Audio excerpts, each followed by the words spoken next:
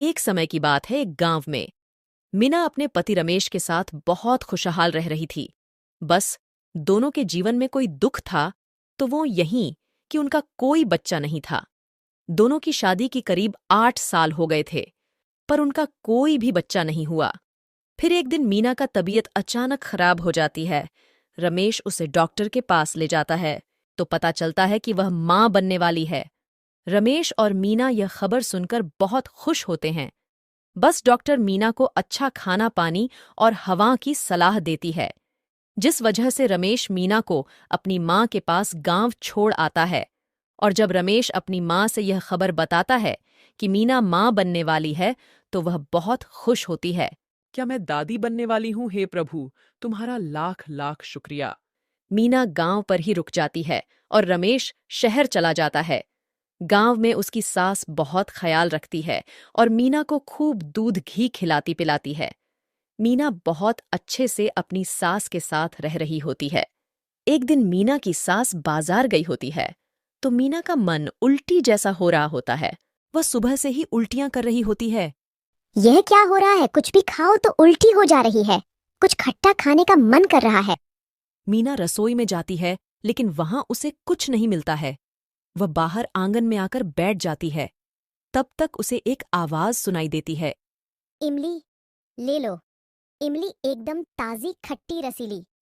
इमली। आवाज सुनकर ही मीना के मुख में पानी आ जाता है। वह जल्दी से जाकर दरवाजे पर खड़ी हो जाती है। सामने देखी कि कोई औरत सर पर टोकरी लेकर आ रही होती है। इमली ले लो। इमली खट्टी रसीली ताजी इमली। अरे वह इमली वाली, इधर थोड़ा आओ। जी, अभी आई। इमली वाली मीना के पास आती है। मीना जल्दी से इमली लेती है। मुझे जल्दी से ताजी ताजी खट्टी इमली दे दो। मेरा मन इसको देखकर मचल रहा है। जी, अभी आपको रसीली इमली देती हूँ। इमली वाली मीना को इमली दे देती है। मीना जल्दी से अंदर जाती है और इमली खाने लगती है। मीना दिन भर इमली खाती रहती है। उसकी सास उसे परेशान हो गई थी। एक दिन उसकी सास बोली, अरे बहू, दिन भर इमली खाती रहती है, बच्चे पर बुरा असर पड़ेगा। क्या करूं माँ जी, भूख ही नहीं लग रही है। बस मन कर रहा है कि इमली खाती रहूं। अच्छा, कल सुबह रमेश आएगा तो वहीं तुमको देखेगा।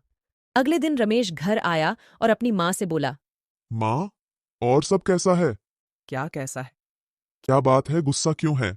क्या करूं बहू, दिन भर इमली खाती रहती है, ना खाना खाती है और ना ही कुछ, बस इमली इमली। बस इतनी ही बात है। ले जा रहा, डॉक्टर से दिखा दे रहा। हाँ जाओ। तभी रमेश मीना को डॉक्टर के पास लेकर जाता है और उसे डॉक्टर से दिखता है। डॉक्टर बताता है कि बच्चा मर चुका है। दोनों उदास होकर घर जा रहे होते हैं। तभी रास्ते में रामू मिलता है। क्या हुआ रमेश भाई, क्यों उदास हो? रमेश ने सारी बात रामू से बताई।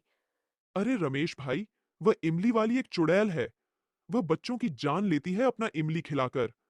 कल सुबह सभी गांव वाले उसे जंगल में चलेंगे। उस चुड़ैल का अंत करेंगे।